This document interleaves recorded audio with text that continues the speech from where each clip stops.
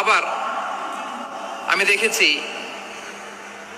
আমার গত সপ্তাহের যশোরের আলোচনার একটা লাইনকে কেন্দ্র করে আমাদের অনেক রাজনীতিবিদ বন্ধুরা অনেক ক্ষুব্ধ প্রতিক্রিয়া দেখাচ্ছেন। ওই কথাকে নিজেদের গায়ে টেনে, নিজেদের গায়ে মেখে ওনারা ক্ষুব্ধ হয়েছেন। প্রিয় ভাইয়েরা, আমি বলেছিলাম যে একদল খেয়ে গিয়েছে, আরেক দল খাওয়ার জন্য রেডি হয়ে আছে। তো এখানে কি আমি কোনো দলের নাম বলেছি? বাংলাদেশে 48টা প্রায় নিবন্ধিত রাজনৈতিক দল, কোন দলের নাম আমি বলিনি। কথাটাকে আমি জেনারেল রেখেছি। দায়ীদের বৈশিষ্ট্যই এটা, দায়ীরা জেনারেলি কথা বলে, যার যেই মেসেজ নেয়ার তারা সেখান থেকে নিয়ে নেয়।